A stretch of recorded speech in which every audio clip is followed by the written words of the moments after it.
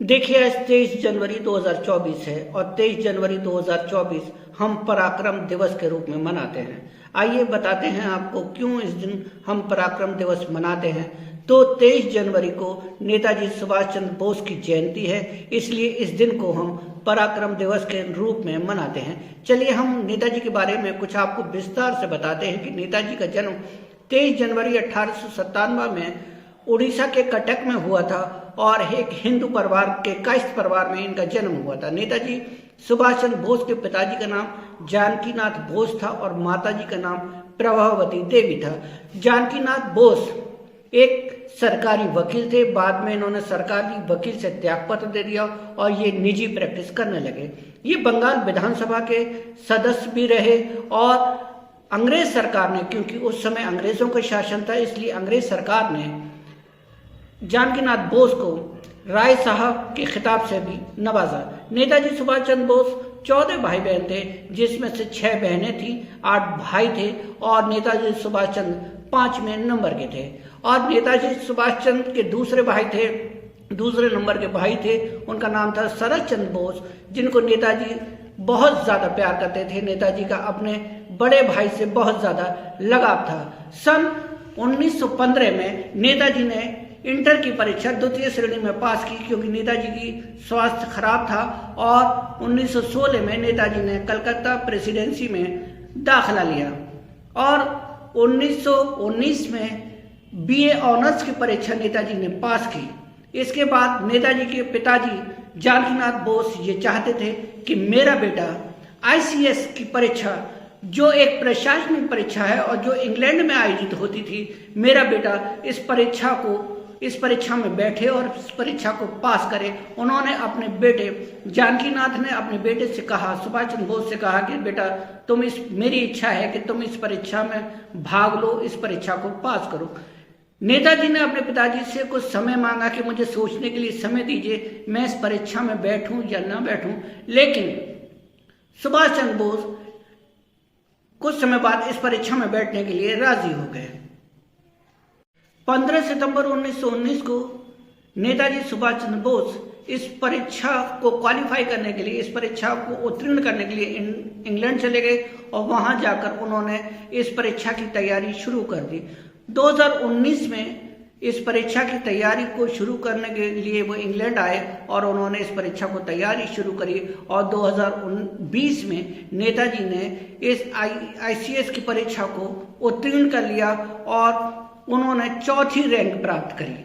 बहुत इंपॉर्टेंट बात है कि नेताजी सुभाष चंद्र बोस ने इस परीक्षा में 4थी रैंक प्राप्त की। लेकिन नेताजी का मन तो भारत की आज़ादी से जुड़ा हुआ था, उन्हें इस प्रशासनिक सेवा में उनका मन बिल्कुल नहीं लगा और 2021 में उन्होंने इस आईसीएस की जो परीक्षा दी थी, जिसमें उत्तीर्ण हुए थे, और उससे उन्होंने त्यागपत्र देकर वो भारत आ गए। नेताजी भारत लौटकर आ गए और भारत में अंग्रेजों का शासन था और वो अंग्रेजों के खिलाफ लड़ने लगे। अब हम आपको बताते हैं कि 22 अगस्त 1930 को कलकत्ता के नेताजी मेयर बने और 1 साल तक मेयर रहे। उन्होंने मेयर पद से इस्तीफा दे दिया और अंग्रेजों के लिए, वो भारतीय स्वतंत्रता के लिए अंग्रेजों से लड़ते रहे। अंग्रेज उनसे बहुत ज्यादा परेशान थे और इसलिए अंग्रेजों ने उन्हें गिरफ्तार करके जेल में डाल दिया।